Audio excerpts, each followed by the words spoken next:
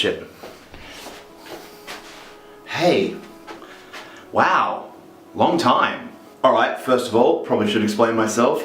It has been quite a long time since an update, but I assure you it's because I've been very busy with real life. And whilst normally I would jump into all the things about pop culture and movies and videos and everything that's been going on lately, they've got all this new stuff coming out and all the stuff that's been. We've had Doctor Strange come out, I haven't looked into that, haven't talked about that with anyone.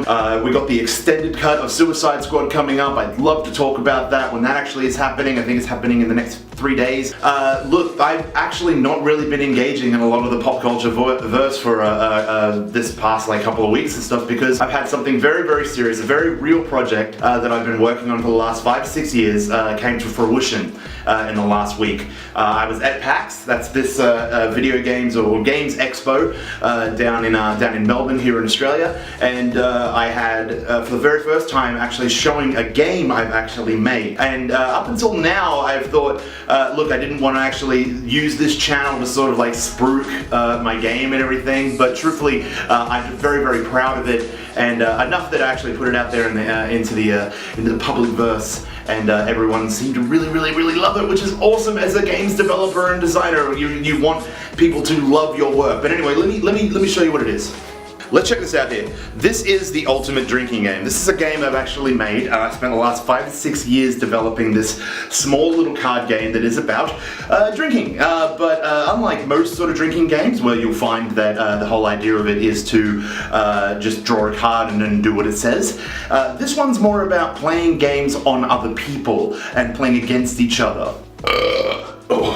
I have made a whole series of cards and an actual game with things and stuff in them, and it's real. It's something I've really created, and if I get a chance to and everything, I'd love to actually talk to you right now about, oh shit, everything's all over the floor.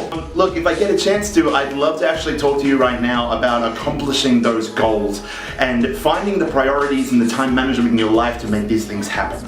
A couple of weeks ago, I did a video about managing stress and dealing with pain and how life is pain and how you need to learn to marry that pain and be a part of that pain. Today, I'm recording this video on a very, very important anniversary. See, at this time at the end of the year, there's a lot that happens for me in my life that is very, how you say, triggering. I don't really want to get into my own personal life with you guys too deeply here, but I've gone through trauma in my life where I've lost someone who was very, very important to me. And today is actually the anniversary of her birth.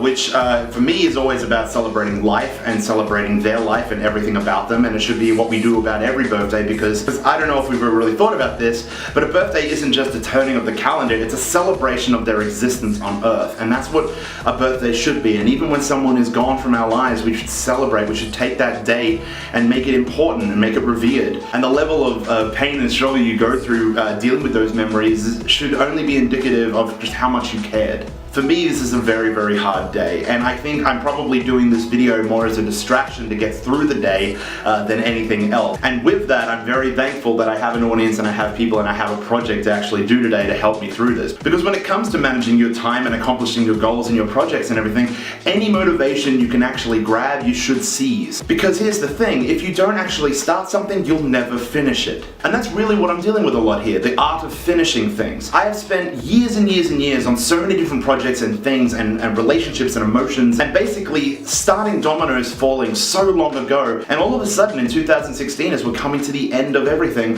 I find myself actually accomplishing and finishing these things. These things are wrapping up for me. The game that I've actually created, the ultimate drinking game, 5 to 6 years ago I started it as a board game with some friends on a piece of paper, and it's morphed and it's grown, and truthfully I could have finished this way, way earlier, but like all of us, life gets in the way and there are things that we make excuses for. But truthfully, I can't find any regret in the time it's taken to finish things. I find that in life, the journey that you're on is just you doing your best to ride the wave. A lot of people don't want to believe in things like fate and the grand hand of the universe guiding us through life. But for me, you think about the concept of physics, right? And I'm pseudo-intellectual as fuck, so this is really just an armchair physicist's opinion here. But if we accept and know that the Big Bang Theory, the concept of two atoms colliding and exploding out and creating our universe in this infinite sort of expanse as it grows, then if you actually extrapolate that out to our being and our person and the concept of fate and time and our actions and where we go,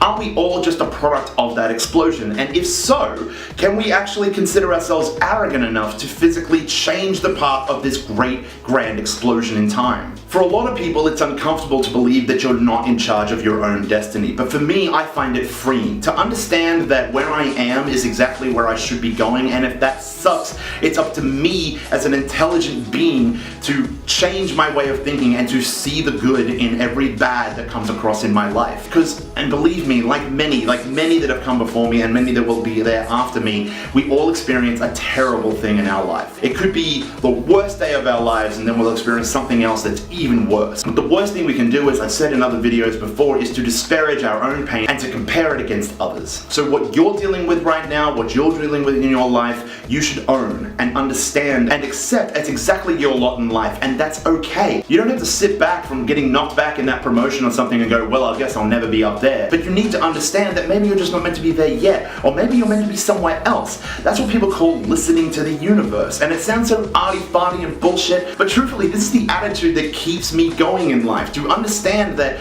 I am in control of my own little world in some way, yes, but only really in control of the internal, how I feel about something. And because of that feeling, because of that understanding that I can keep moving forward, I can keep going my own pace, and that there is no race to kind of beat, I can finish projects 5-6 years later, and I can accept the fact that losing someone very, very special in my life is something that happened to me and happened to many others, and that I can't do anything about it, and that I need to accept and understand and cherish what I had. Because life does not include time machines. We cannot go back. It is linear. We don't get to Doc Brown it with a chalkboard and create alternate timelines.